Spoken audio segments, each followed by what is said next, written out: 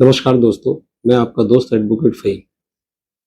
11 मार्च 2026 को माननीय उच्चतम न्यायालय सुप्रीम कोर्ट ने एक बहुत महत्वपूर्ण फैसला सुनाया है।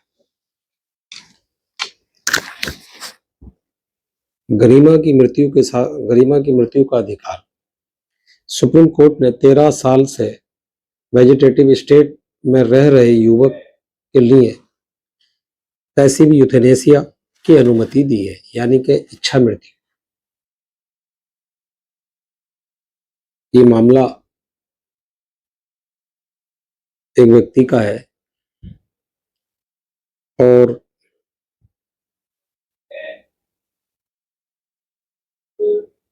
हरीश राणा करके एक व्यक्ति थे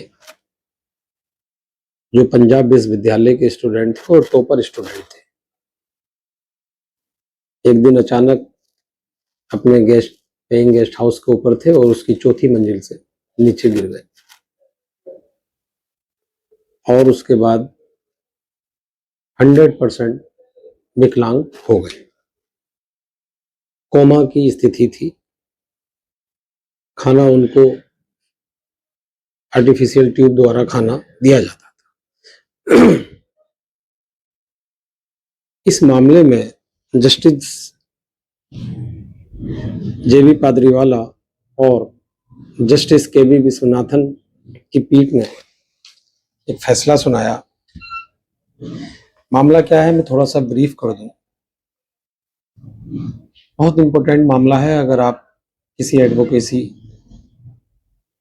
आप वकालत करते हैं या लॉ के स्टूडेंट हैं या किसी तरह भी लीगल कंसल्टेंसी या लीगल विभाग से आप जुड़े हैं, और अगर आप नहीं भी जुड़े हैं और आम जनमानस से भी हैं और भारत से हैं, तो ये आपके लिए बहुत जरूरी है। और लीगल अवेयरनेस, कानून जानना और कानून सीखने के लिए बहुत जरूरी फैसला है। ये फैसला समाज से सरोकार है और समाज के लिए ज्यादा इंपॉर्टेंट है। मैं आपको सुना रहा हूं।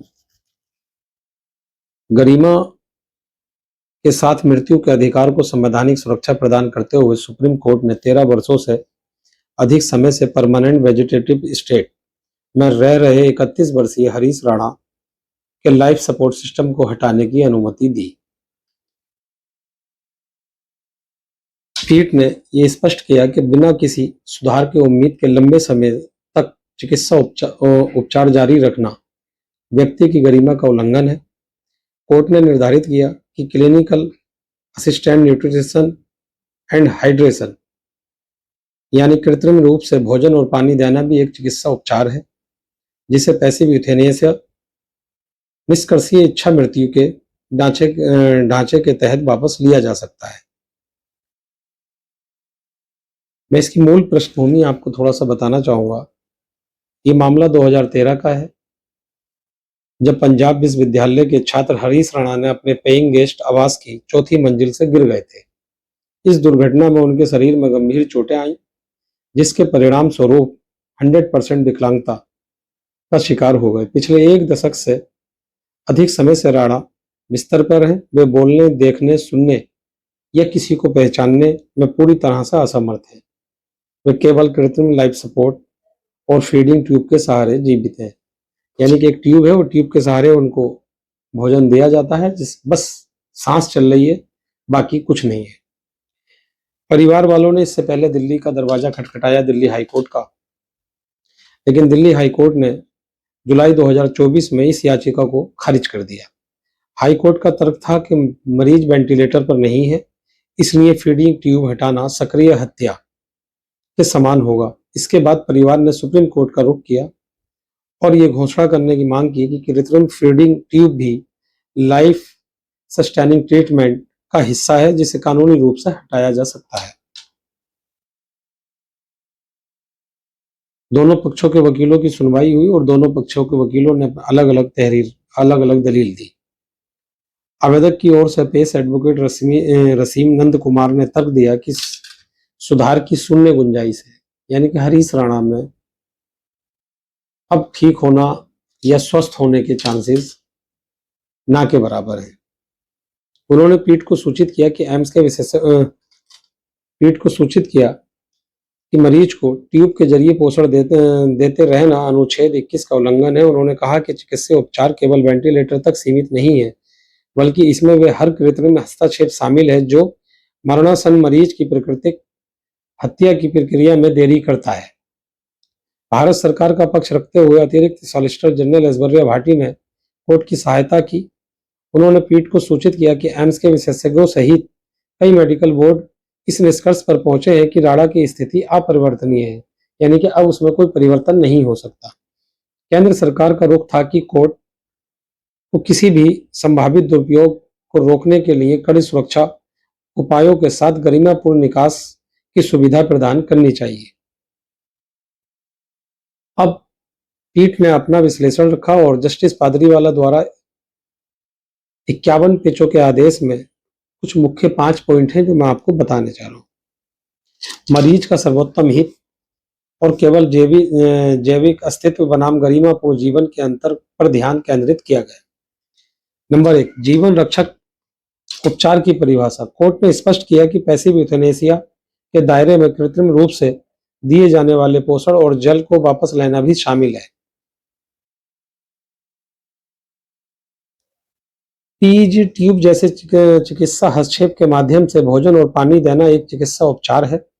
यदि ऐसा उपचार केवल सुधार के किसी संभावना के बिना मृत्यु की प्रक्रिया को लंबा करने का काम करता है तो इसे रोका या वापस लिया जा सकता है। नंबर 2, गरिमा के साथ मृत्यु का अधिकार। कॉमन कॉज 2018 के फैसले का हवाला देते हुए कोर्ट ने कहा कि अनुच्छेद 21 के तहत जीवन के अधिकार में मृत्यु की गरिमापूर्ण प्रक्रिया का अधिकार भी शामिल है। किसी व्यक्ति को वर्षों तक परमानेंट वेजिटेटिव स्टेट में रखना जब मस्तिष्क प्रभावी रूप से दुनिया के लिए मर चुका हो, उसे मानवीय गरिमा के बिना जीवन जीने के लिए मजबूर करना है। Number 3, best interest state. पीठ ने उल्लेख किया कि चूंकि हरीश अपनी इच्छा व्यक्त करने की स्थिति में नहीं है और उनकी कोई लिविंग विल भी नहीं थी, इसलिए कोर्ट को पेरेंट्स पैट्रिया के रूप में कार्य करना होगा। जजों ने व्यक्तिगत रूप से परिवार से मुलाकात की और हरीश की पीड़ा को समाप्त करने की उनकी भावुक अपील को रिकॉर्ड किया। अदालत का निर्णय। सुप्रीम कोर्ट ने आवेदन स्वीकार करते हुए निम्नलिखित निर्देश जारी किए। अब जो आदेश कोर्ट ने दिया तो उसमें 3 निम्नलिखित नियम जारी रखे। उपचार की वापसी। जिला अस्पताल नोएडा जहां राणा का इलाज चल रहा है की मेडिकल टीम को फीडिंग ट्यूब सहित जीवन रक्षक उपचार वापस लाने के लिए अधिकृत किया गया, यानी कि अब उनसे life support system, medical life support system हटा लिया जाएगा। दूसरा, उपसामक देखभाल। कोर्ट ने निर्देश दिया कि उपचार हटाने की प्रक्रिया के दौरान ये सुनिश्चित किया जाएगा कि मरीज को शारीरिक दर्द ना हो, यानी कि पीड़ा नहीं होनी चाहिए। नंबर 3, इस प्रक्रिया की निगरानी डॉक्टरों की एक समिति करेगी ताकि कॉमन कॉज मामले को 2023 के संशोधित दिशा निर्देशों का पालन सुनिश्चित हो सके। अंत में कोर्ट ने ये फैसला सुनाया। फैसले के अंत में कोर्ट ने संस्कृत के एक श्लोक का उल्लेख किया जिसमें चिंता की तुलना चिता से की गई थी। कोर्ट ने माता पिता के 12 वर्षों के तप और मानसिक पीड़ा को स्वीकार किया। चिता निर्जीव को जलाती है जबकि चिंता जीवित को जलाती है। हरीश जिस स्थिति से गुजर रहे हैं उसके कारण परिवार को जो संकट अनुभव कर रहा है वह कम से कम अब समाप्त हो जाएगा। और उसके बाद माननीय सुप्रीम कोर्ट ने 11 मार्च को इच्छा मृत्यु का आवेदन स्वीकार किया और हरीश राणा को इस कठिन जीवन से मुक्ति दिलाने का काम किया।